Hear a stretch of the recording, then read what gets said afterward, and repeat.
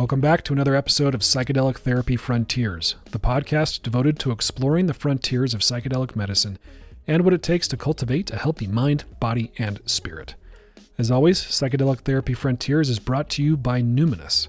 I'm Dr. Steve Thayer, and today my co-host, Dr. Reid Robison, and I discuss the various pathways that lead to a profession in psychedelic-assisted therapy. How does one become a psychedelic therapist? We talk about the twists and turns of our own paths to this profession, why people might want to pursue this specialty and why they might not want to. We talk about different training opportunities, including those associated with clinical trials. We'll discuss the Numinus Psychedelic Therapy Certification pathway, how different licensed professionals can get involved, non-licensed paths to psychedelic work, and much, much more. Speaking of training, there is still time to sign up for the Numinus Fundamentals of Psychedelic-Assisted Therapy course. The next cohort begins October 24th, 2023, so click on the link in the show notes or go directly to numinus.com/hour-training-selection, and you can use the code PTF10 for 10% off the training. Speaking of clinical trials, if you or someone you know is interested in being a participant in a psychedelic clinical trial, you can click on the other link in our show notes or go directly to numinus.com/research to learn about the trials that we're currently running. As always, if you'd like to show support for the show, you can do so by leaving us a rating or review in places like Apple Podcasts or Spotify. Those ratings do a lot to help put the show in front of more eyeballs. And Reid and I would love to continue offering this free education resource to people. So if you haven't already, please leave us a review. Now I bring you our conversation on how to become a psychedelic therapist. And we're back. Another episode of Psychedelic Therapy Frontiers. Hello, Steve. How you doing, Reid? Very well, thanks. Good. How are you today? You know what? I'm also doing really well. Had a great weekend. Ready to tackle this week with renewed vigor. Is vim a word? Something like that. I don't know the answer to that. If it's not, I made it up. Trademark. Vim? Vim vigor. It sounds like something from like Hocus Pocus. Mm-hmm. I'm remembering a cartoon witch saying something, maybe in the Sword of the Stone. I don't know. How's that Help for listeners? Yeah. Google it. Let us know. So today we get a lot of questions about how one can become a psychedelic therapist. Like, what are the training opportunities? What are the communities of support that help people who are interested in this profession?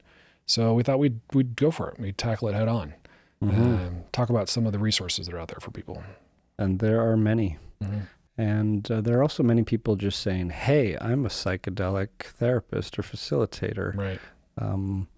Just one day out of the blue. So Yeah. how do you evaluate this? I guess we're gearing this conversation mostly to those interested in working in the space, right? But useful for everyone, especially if you're seeking psychedelic therapy, to know where your team comes from. Right. Yeah.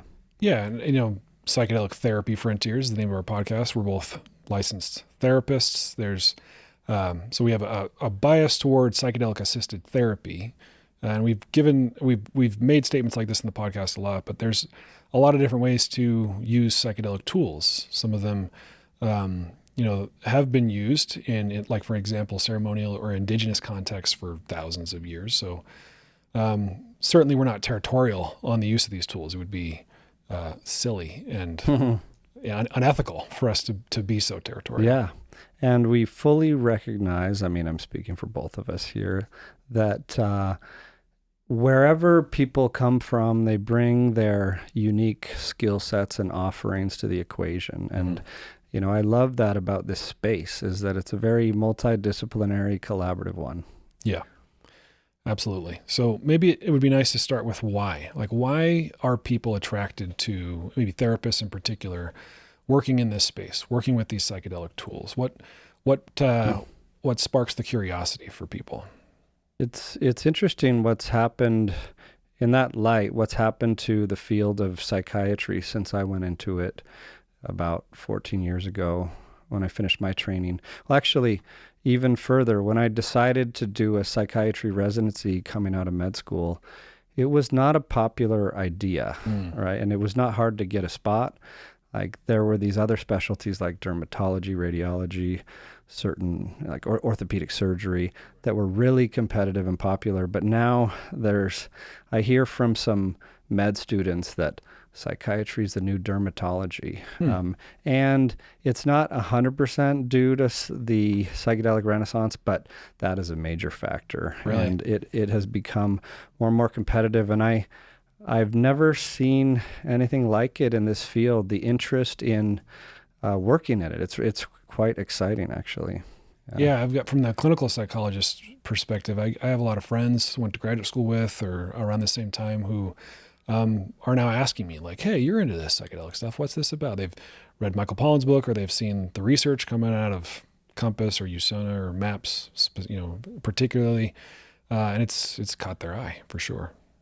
Yeah. So the why is important because it's not necessarily an easy road, and you want to take that decision carefully. And there are some qualities that we've talked about, we could touch on a little more, that are important to develop. But I guess that's one point is if you want to practice therapy, one prerequisite in general would be, getting licensed as a therapist or prescriber or psychiatrist, psychiatric prescriber. There are a few different disciplines that can do psychotherapy, but that's not the only way to do psychedelic therapy. Right. Like we were talking about, there's a role not only for non-therapist facilitators, coaches, guides, but also all the other parts of the ecosystem. Right. Yeah, I'm glad you said that. And from the therapy side, I was just reflecting on like what got me interested in this particular line of work and this path, this discipline, using these tools. And I remember coming out of the military, Air Force psychologist for a few years, jumped into a small group practice and started seeing a lot of therapy clients. I talked about this a little bit before, but I got a little burned out. And part of that was because of how many clients I decided to see.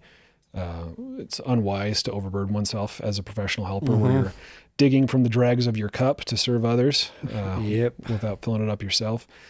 So in the midst of all that, I started to get a little disenchanted with what I could do for people. Certainly therapy was helpful for a lot of people, but I was hoping that there was more.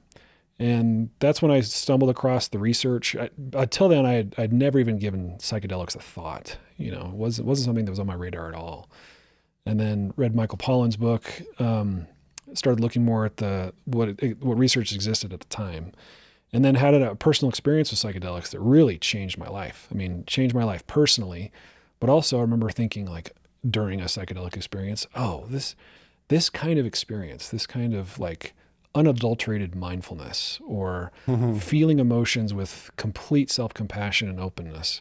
And the perspective that I was experiencing was like this, I want to bring this to my clients. There's got to be a way to use this psychotherapeutically for all the different reasons one might use psychedelics. This has got to be, I know I can enhance psychotherapy with this tool. So that's kind of what initially brought me, at least sparked my curiosity and excitement about the possibility of psychedelic-assisted therapy. Yeah, so that sparked your interest, and how did you get into it? I mean, I know a lot of this story, but I think it's useful. You're a big part of that story. So yeah, I started looking for ketamine clinics locally here in Utah where I was practicing, because I learned that, ketamine fell loosely into that broad category of psychedelics and was being used by some people in combination with psychotherapy, also being used just sort of psychiatrically, like we've talked about before, at ketamine clinics without a lot of therapeutic support. So I found a clinic locally that was doing ketamine and volunteered my services, started working part-time doing, with admittedly not a whole lot of training at the beginning. I didn't go to CIS. I didn't have specific psychedelic-assisted therapy training when I started at least doing integration work. Because it didn't really exist then. Not a lot. Yeah. Not like it does now, for sure. So I was able to get some reps doing at least integration work, and then started sitting with people during their ketamine experiences. And around that time, you were added to that particular clinic as a part owner. And then we started our relationship and friendship, and learned a lot from you initially on how to do this work. And likewise, it's been a fun journey. And that's kind of the origin story of the podcast, right? I remember one day we were sitting in clinic where we had offices really close to each other, down in the first Numinus clinic, which was called Cedar Psychiatry at the time. And we were training clinicians. Like, I don't know how many we've trained in our clinic network by now, but we have, well over 100 clinicians working with us, and others have come and moved on. But I remember while we were developing the training program, this idea emerged of a podcast to support that with ongoing, like, real-time, conversational, good, solid information. Right. Yeah, and I think we had talked about how much we had enjoyed learning from podcasts generally, and had always wanted to do one. And I think we acknowledged that there was a need for free access to hopefully good information. And there were other great podcasts like Psychedelics Today out there doing the same. But, we kind of operate from an abundance mindset. There's always room for more. And so we decided to dive into it. Yeah, and it has been focused a lot, in large part, not entirely, on those therapy concepts and medicines in the therapy equation, things like that.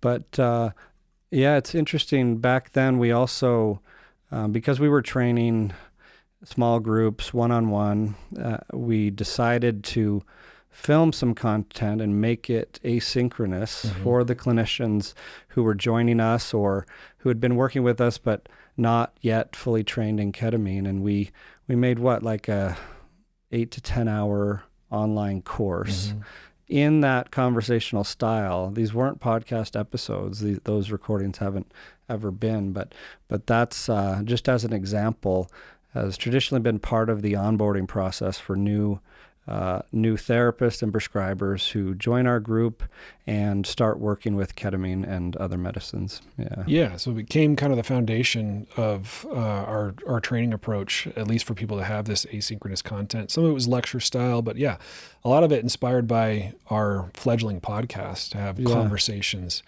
about topics specific, at this time, to ketamine-assisted therapy. So I think we named our course The Foundations of Ketamine-Assisted Therapy.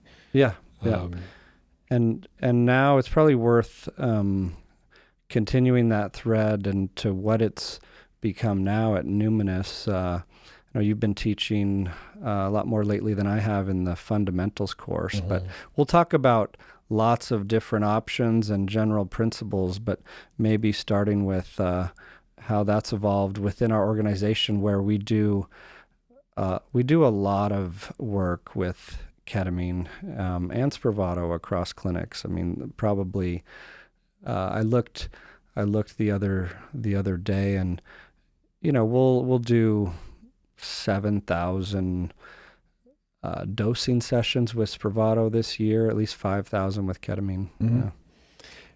So it was so cool to be part of what was Cedar Psychiatry and then Novamind, and then to be acquired by Numinus with their resources and their commitment to training early on. I was really pleased to know that there were already really, really competent, knowledgeable professionals with a lot of experience.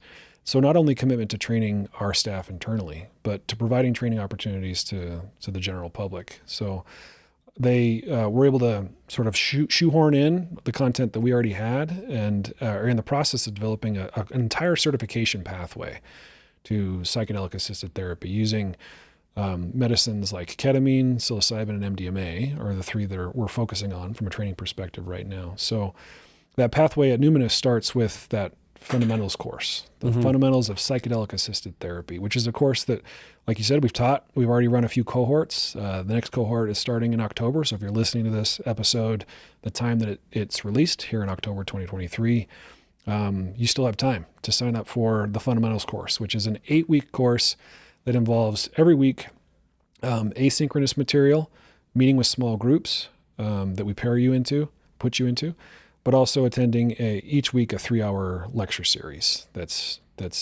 geared to a specific topic for each module. And I've heard nothing but, to be completely honest and trying not to be biased, but admitting the bias, I've heard nothing but good feedback about it. And I'll acknowledge that there's some damn good training programs out there. And the one part of the equation that we'll dive into at some point, is the need for hands-on experience. And I'm not talking about experiencing the medicine yourself. Like, that's a different topic, but in the mental health and healthcare world, classroom learning only goes so far. Right. Yeah, and you need a practicum. You need time in the trenches, and you need supervision and mentorship. So that's kind of part of this broader pathway, and part of the equation that everyone should keep in mind when they're doing some training is like, where are you going to do the work? Where are you going to learn to do the work and actually work? Yeah. That was one of the cool things about, being part of Cedar and the Novamind and then now Numinus, was that, we have a very active ketamine offering. And so new clinicians that came in to work for us, they would take our asynchronous course, but as part of their onboarding process and training process, they got to observe ketamine treatment, ketamine-assisted therapy, so do some shadowing, and then got to have some supervised experience.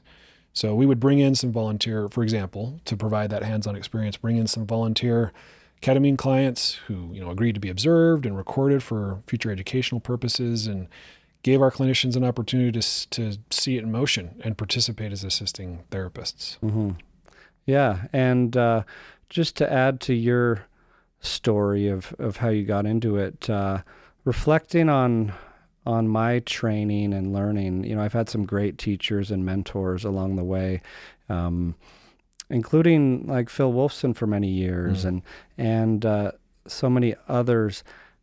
And a lot of my training has come from clinical trials, psychedelic and ketamine clinical trials. Like my first ketamine study was in 2010 for Janssen. And but rewind a few years, you and I were both in the USONA training for psilocybin facilitation before starting their depression study.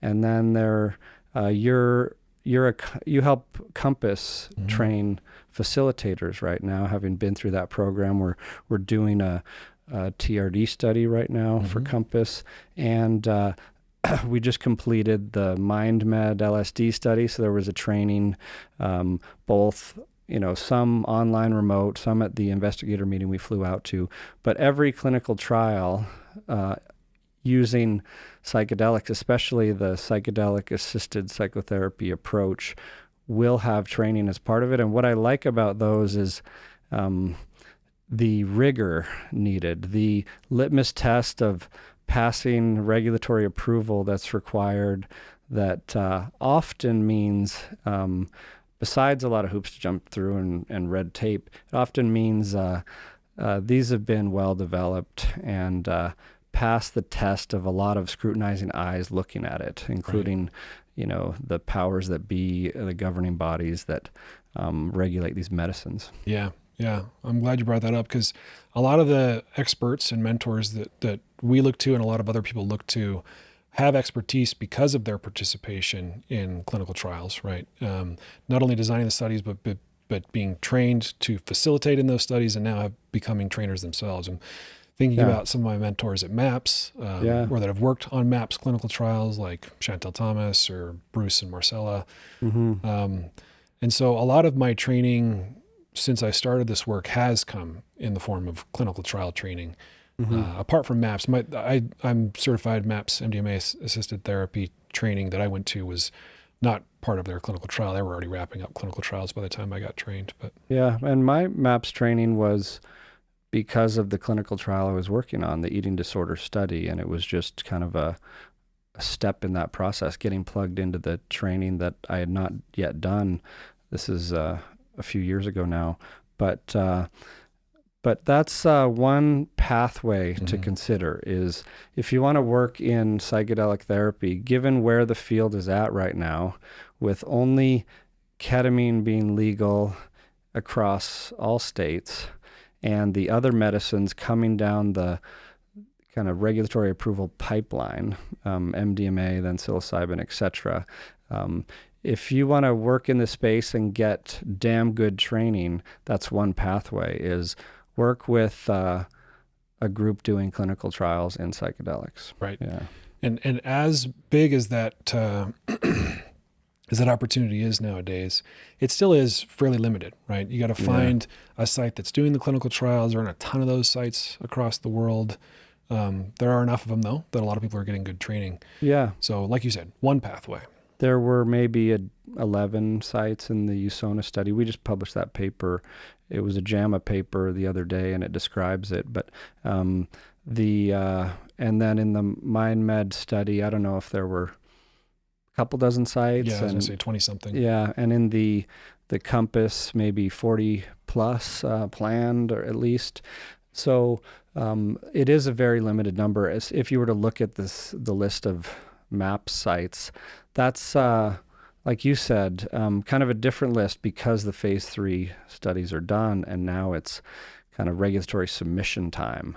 So this conversation will be a little different next year, assuming MDMA gets approved like we all think it will, say early next year, and we hopefully are giving it in clinic. You can look to the treatment centers. There will presumably be a registry or database of where to seek MDMA therapy for PTSD, and that would be a good place to look at where to go get mentorship or work. And that is a bit of a separate discussion than the actual training. Like, you can seek out trainings, but the question becomes, what do you do after you complete, especially like a private training or one from a professional association? Yeah. What does it allow you to do? Because speaking specifically about MDMA, because it hasn't been FDA approved yet, we don't have any like official sanctioned training organizations that can give you a license to practice, or whatever you would call it, a certification to practice MDMA-assisted therapy specifically. That'll probably be dictated by MAPS, and MAPS is in talks with a variety of organizations to offer those trainings. We're one of those organizations. Yeah. But and even we will say with the Numinus training, we call it a certification pathway. That is to say, you'll have a Numinus certification to do psychedelic-assisted therapy. And all the good training sites that I go on, like the Vital Training Program from Psychedelic Stay, for example, will say, this is what our certification will allow you to do given the state of the industry right now, but this is what it doesn't necessarily allow you to do. These aren't programs that license you to be a therapist or Right. like a clinical professional by state standards with, and it's kind of muddy waters and a changing landscape in some ways, because if you look at the state programs coming out, like Oregon has its own facilitator trainings, approved facilitator trainings, but there still are the prerequisite and the required, licenses by maybe one of the facilitators in some cases. But do you remember how that landed for Oregon? So they do have a list of approved trainings on their website. And man, I might be wrong about this, but I think they say, I should have fact checked this before, but like that you need to be a licensed professional. If you're going to do, it might be different in Oregon because they're calling it like psilocybin services, and there is sort of a lower bar to cross, if I remember right. But I guess the point is that in the dyad model especially, and I can speak to clinical trials because we do a lot of those, is the sponsor of the study, like MAPS, for example, or USONA, will submit a protocol to the FDA, the ethics committee, and all that. And it might say, we're going to have 2 facilitators, one with a license, one with not, and this is the kind of license, Right. Doctoral level, master's level, or not. And then in the protocol review and revision stage, there's a lot of back and forth, a lot of debate. And so that's something else to keep in mind, and that is still evolving. We know how it's landed for the clinical trials that have started, at least, and have been completed. But we, like you said, we don't know what the final approval by the FDA, assuming they approve it, MDMA, will say, but we have a pretty good guess based on how the studies were done, how the training was done. And so if you are wanting to work in the dosing room, in the trenches, doing psychedelic-assisted psychotherapy, I guess the answer is you don't have to be a licensed professional to work in that setting, but if you are, it opens a lot of doors.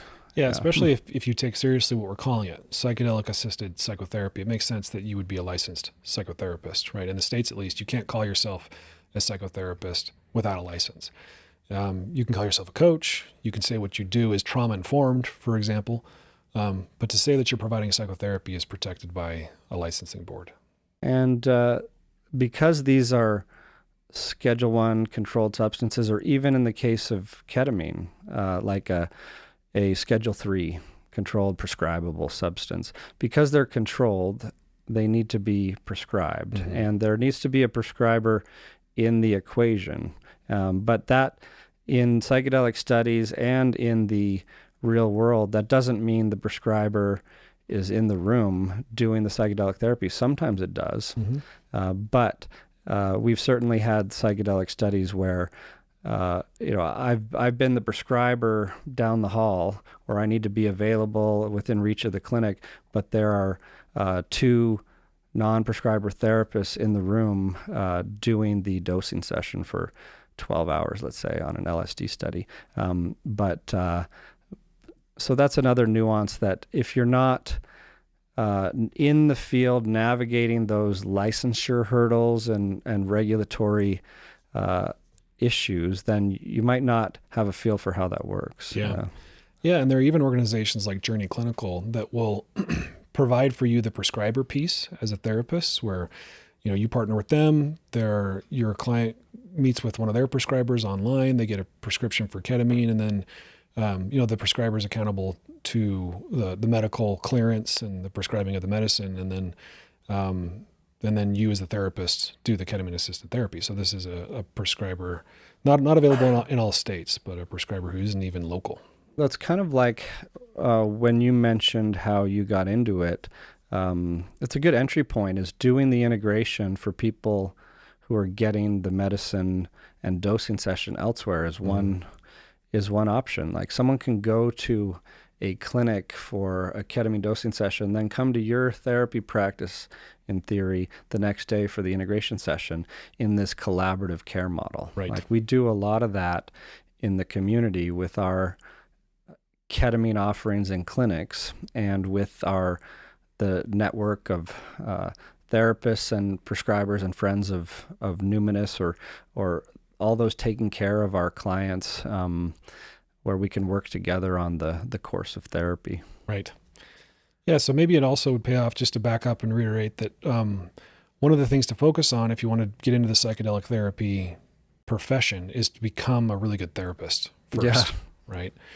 So especially the people who are in college right now, who maybe haven't entered the profession yet but are interested. Sometimes I'll get emails and people say like, hey, I'm a high school student, or I'm an undergraduate. I'm really interested in this. What program should I go to? And there are a few programs, like graduate school programs, that will do concurrently education and psychedelics, or transpersonal psychology or something like that pairs well. But usually what I tell people is focus on getting really, really good psychotherapy training. Yeah. Get a bag of tools and techniques and a philosophy that makes sense.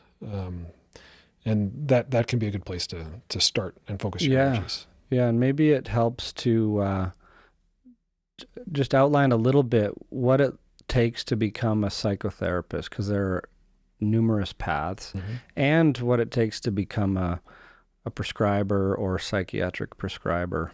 Do you want to take the therapist one first? Yeah.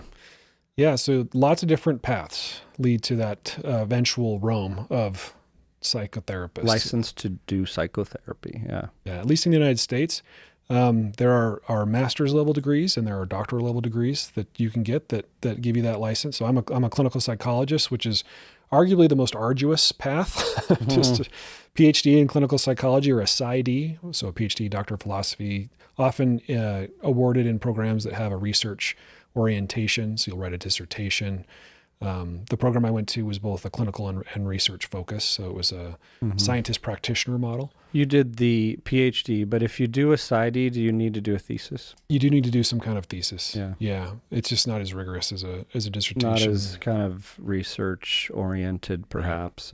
And their cohorts are generally larger. My PhD cohort was 12, 14 people or so. And Wow. I have some friends who graduated from PsyD cohorts of hundreds of people. Those are usually professional schools, meaning they cost a lot more because their tuition isn't subsidized by a research program. And some of the fancy PhD programs will give you a pretty hefty stipend. What does it cost these days? Because I have a daughter in college, so I'm really familiar with the skyrocketing costs of undergraduate education. Yeah. And master's and doctoral programs just get, in general, more expensive than that, right? Yeah, I don't have a pulse on the current price. I know that mine was relatively cheap because I went to Brigham Young University and at the time was a member of that church, the church, the LDS church that owns that organization. So it was cheaper. I still had to take out student loans, but I had some colleagues in my internship cohort. For a clinical psychologist, your last year is kind of like a physician's residency. You go somewhere else on site in full-time training and practice, and who did the PsyD route, and they came out with six figures in student loan debt. Which would be the norm and very expected these days. Is like if you do a PsyD or even PhD, it's going to cost you six figures. And it's really hard to work in parallel. Like people do in general student loans for these things, right? And the same applies to med school. But like you mentioned, in your internship, you start to get paid a little bit, right? Yeah. Just like in residency. So just to recap, the PhD route, PsyD route, take about 4 years after undergrad for the education. 4 to 6, yeah. Depending. And then your internship, another year, X number of hours in general. And then some people will do a postdoc after that. Mostly that's people who are doing the research sort of path. But so yeah, that's the more expensive, more time consuming. I don't regret it though. Being Dr. Steve has opened some doors for me that not being Dr. Steve probably Dr. would Steve. have. Yeah. Cool. So then there's the master's path, and that's a lot of different degrees. So marriage and family therapy, licensed clinical social worker, licensed professional counselor. Licensed professional counselor, I think, is the one in Utah. What's the equivalent elsewhere? It's like master's in mental health counseling. But yeah, they go by a lot of different names, and even in the PhD, you can go to an educational psychology program and still practice psychotherapy, right? Yeah. So mine was a PhD in clinical psychology, but at the same university, they had a PhD program in the education department for counseling psychologists, and it's kind of a wash. Like once you get your doctorate, whether it's a counseling or clinical psychology PhD, you're basically licensed to do the same things. And more we'll see academic institutions, universities, that have psychedelic medicine as part of their offering or part of those programs. Now that there are programs at universities and research departments like Hopkins being a great example, NYU, Columbia, Berkeley, etc. We can talk about some of these, but that's another filter to pass it through is, if you want to be a psychedelic therapist and you want to do this route we're talking about of becoming a licensed therapist, it's not required to go somewhere that will give you psychedelic therapy training. You can add that on in the workplace and via outside trainings. But if it is integrated in your training program, of course, that can be a big added bonus. Right. Yeah. Another thing I wanted to say about the doctoral route, the earning potential for a doctoral level therapist isn't that much more than the earning potential for a master's level therapist. It's not like a physician, right? Most physicians come out of med school, psychiatrists aren't the highest paid physicians in the world, right? Probably among the lowest paid. But so a lot of my colleagues were struggling in their early career to pay back those student loans. So just something to consider if you wanted to go whole hog and do the doctoral level route. Because a master's is going to take about half the time, right? 2 years? 2-3, yeah. Plus internship or clinical hours. Exactly, yeah. Post-graduation clinical hours, supervised clinical hours before licensure is another thing to keep in mind. Depending on the state that you're licensed in, it can be a year to 2.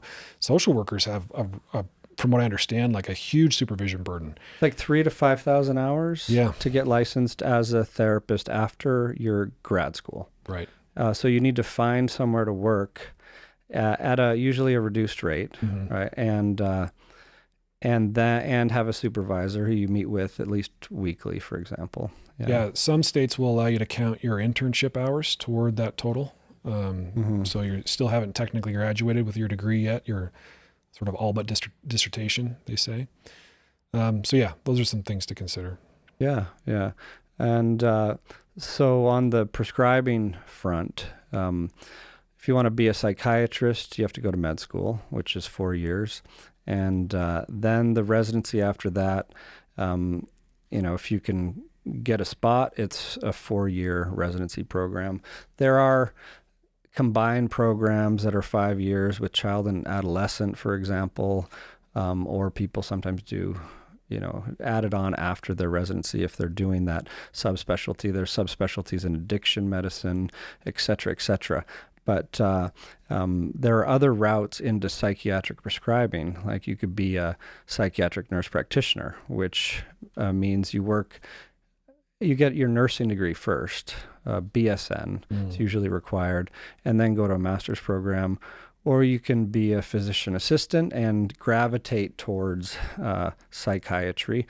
PA schools don't usually have there isn't, that I know of, a psychiatric PA program, but we have a lot of stellar PAs on our team who have gotten added training after becoming a PA and gotten on-the-job experience and damn good training. So master's level prescribers is another path that's a lot quicker than med school, which still has its internship clinical hours, vary state by state, et cetera. But the difference there worth noting is that in general, and this depends on the state, is physician assistants need to work with and technically under an MD.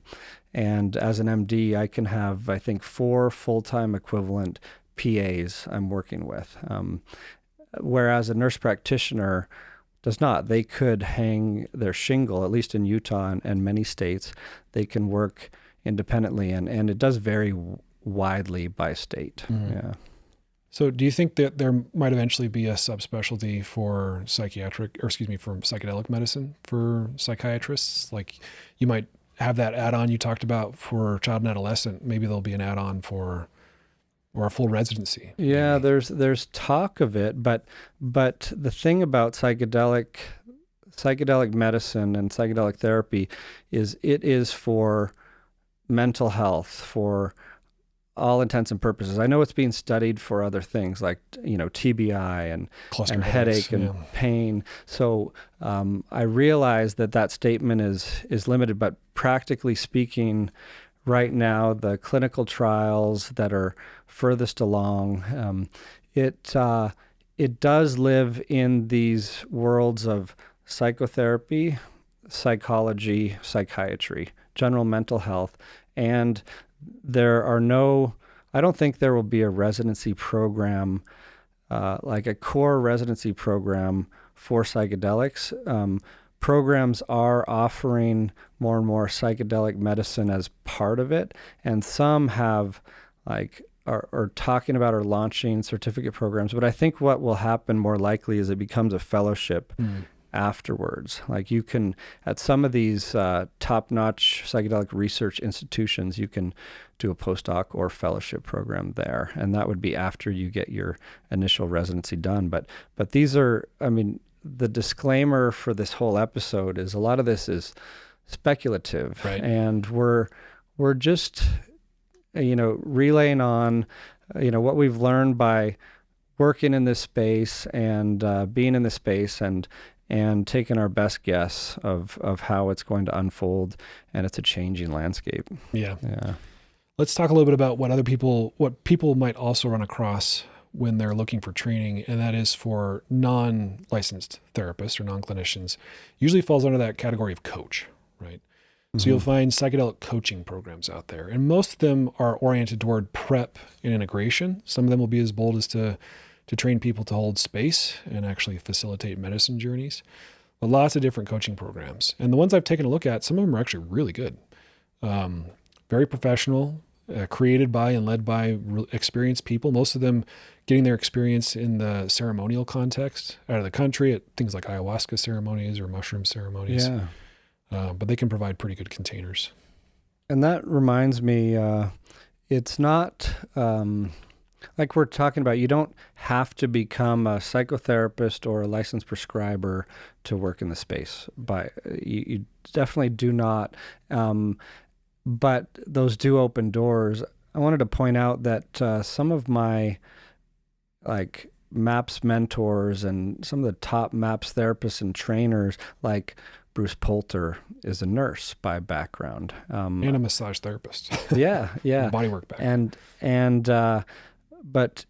But he was such a good mentor and such a good psychedelic therapist too. Mm-hmm. And his partner, Marcella Adelora, is a master's level therapist. Mm-hmm.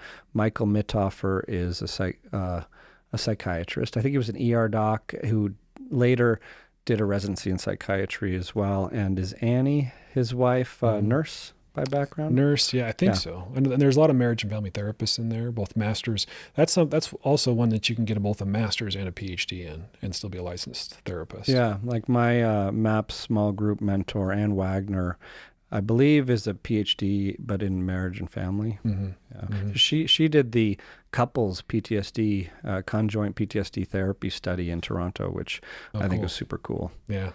Yeah. Yeah. So I'm reminded of our podcast with Rachel Harris, Swimming in the Sacred and listening to ayahuasca. Yeah. And, the attention that she draws to a different kind of approach to holding space or guiding people with this apprenticeship model, right? That especially in indigenous contexts, where if you were going to hold space for somebody or have somebody sit with you on the medicine, that you needed to have lots of medicine journeys yourself. You need to apprentice with an experienced shaman or guide for years and years and years before you even dared to hold that space for somebody else. And a lot of these really good training programs are bringing in the perspective of non-Western mental health professionals, but people who carry the wisdom and the lineage of indigenous traditions to help inform those of us who are newer to this space. You can't get it all in a classroom, that's for sure. And we've been working with new clinicians, helping train for quite some time, and it's so common that people come in just wide-eyed, excited, and scared because you don't know what's going to come up. It's the nature of the field. Like, what about difficult experiences? We can talk about them all we want till we're blue in the face in classroom, but until you're there doing it or watching your colleague, mentor, co-facilitator do it and talking about it after, and then trying it on with support and confidence by having that kind of training support, you really don't know what you're getting into until you actually get into the work. Right. Yeah, it makes me think of those essential qualities that if you want to be a psychedelic guide, facilitator, therapist, that one might want to have. We did a whole podcast episode on Janice Phelps's competencies. And we go over those in the Numinus Fundamentals of Psychedelic-Assisted Therapy course as well. So we won't dive deep into those, but maybe it'll help, Reid, if we just list them real quick. Yeah, I love the name of the first one, Empathetic Abiding Presence. Yeah.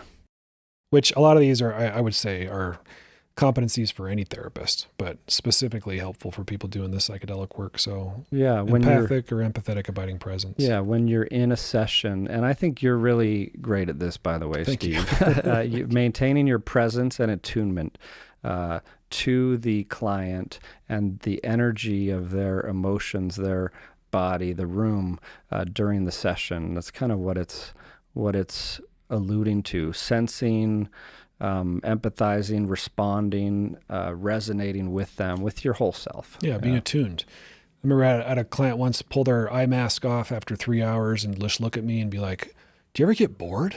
Because it was an inward experience for them. They were silent for 3 or 4 hours, and sure, I experienced boredom, but I reassured them that, I spent a lot of hours as a kid ice fishing with my father, which involves a pole with a line in the hole, doing nothing for a long time, waiting for something to happen. Oh. So yeah, I've flexed that muscle a lot. Let's put that on the training list. Must have an experiential with ice fishing. Ice fishing. Yeah. The second one is trust enhancement. Certainly you want to create a good therapeutic rapport based on a firm foundation of trust, right? Yeah. Like you said, not only can be a little nerve-wracking for a therapist to go into this space, but for our clients, understandably, a lot of questions, a lot of nervousness, especially if they've never had an altered state experience. So the things that you can do to increase trust are really important. Yeah, I really like the third one too, spiritual intelligence. Yeah, it's a kind of a favorite term of mine these days. We talk a lot about it in the fundamentals course. When I think about spiritual intelligence, it's not necessarily religious, right? We make the distinction between religious ideology adherence and what we're talking about here with spiritual intelligence. But how do you think about spiritual intelligence? I love the term transpersonal, just anything outside of the confines of our individual kind of human physical body, and the unknowable, if you will, the transcendent, like it can mean a lot of things. Another one here, knowledge of the physical and psychological effects of psychedelics seems self-explanatory. It's important that you understand the tools that you're working with. You sort of mentioned in passing whether or not psychedelic therapists should have their own altered state experiences. It's a question that's debated, but most people in the industry that I've talked to says at the very least it's very, very helpful to know the inner space and the cosmic space of a psychedelic altered experience before you help somebody through such an experience. Yeah, and that's a discussion, debate we've had many a times, including on past episodes, but it's a fun one that we won't go down that rabbit hole for now. Right. Therapist self-awareness and ethical integrity. Again, you should have that on board and well rehearsed and understood if you're going to be a therapist at all. But really important because there's some interesting ethical questions that come up when you're doing this work where somebody is very vulnerable, emotionally and physically vulnerable on psychedelics. Yeah, and check out the code of ethics that MAPS has put out. It's really good and well developed, and there are a number of them out there. Check out the code of ethics for the professional societies that you're thinking of working in, like of a psychotherapist or a physician, for example. Yeah. The last one of Phelps's guidelines, proficiency in complementary techniques. We've talked about this on the show a bit. It's not that there is one particular therapeutic orientation or set of techniques that is absolutely pairs well with psychedelics. There are a few that the researchers who've done the research up until now have had biases toward, and that you'll see show up in like Compass's psychological support model or the MAPS model or the is it the Yale model for psilocybin assisted therapy heavily bends toward acceptance and commitment therapy and experiential avoidance and things like that. But these can mean like breathing practices, guided meditations, body scans, somatic awareness, trauma-informed for sure. Yeah. Well, we could go, there's so much more content to cover here. I actually have to run here pretty quick to go train some psychedelic therapists, actually. So maybe we'll do a part 2, especially as Numinus continues to evolve our training and treatment, or our training offerings. We mentioned MAPS, the potential partnership with MAPS coming up, but just real quickly, we are offering the Fundamentals of Psychedelic-Assisted Therapy course. In that certification pathway, there's also an Applied Psychedelic-Assisted Therapy course where we talk about specific cases, conditions, specific medicines, and then an asynchronous course, where I think it's called Molecular Foundations, where people can do a deep dive into some of these different molecules that we use. Cool. And one more thing I'll throw out there is just kind of on a personal self-awareness note is, I think I've mentioned the hedgehog principle on the podcast before from Jim Collins in a book, Good to Great, decades ago. But he has these 3 overlapping circles, like a Venn diagram, if you will, to help find your career path. And one of them is what lights you up, like follow your bliss. What do you love? And so you love psychedelic therapy. There's one, and like you said, why? One part of it.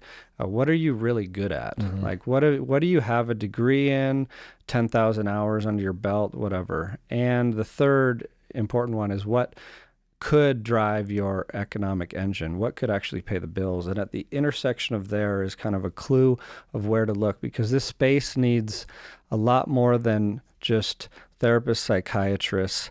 There are study coordinators. We've talked about space holders, but what about everything else, from like accounting to marketing to content creation, right? Even Michael Pollan has a new program out of Berkeley for journalists working in psychedelics. So the field is white and vast. Yeah. Yeah. It's important that not one of those circles is out of balance or missing, right? Because you can imagine somebody who has a lot of technical skill, but they don't like doing it, right? I think, this is a profession that is calling people who are passionate about it, who are very, very interested about it, and who want to serve using those tools such that they can make enough money to pay their bills. So yeah. It's important that those three things are in alignment. And I should clarify, the field is white and ready to harvest is some like pioneer term. Yeah. Maybe a biblical scriptural reference, perhaps. Well, cool. Well, I got to run. Thanks for the conversation, Reid. Maybe we'll do a part 2 here pretty soon. Okay. See you, Steve. Bye. Psychedelic Therapy Frontiers is brought to you by Numinus, a mental wellness company committed to tackling the global mental health crisis by delivering best-in-class psychedelic-assisted therapies, contributing to the body of primary and clinical psychedelic research, and fostering healing through community connection and social responsibility. You can learn more about Numinus at numinus.com. That's Numinus.com. If you enjoyed the show today and you want to support us, here's how you do it. Rate and review the show on platforms like Apple Podcasts and Spotify. Subscribe to the Numinus YouTube channel, like the videos, and share it. Share the show or clips of the show with someone that you think will enjoy it. The content of this podcast does not constitute medical advice or mental health treatment. Consult with a medical or mental health professional if you believe you are in need of mental health treatment.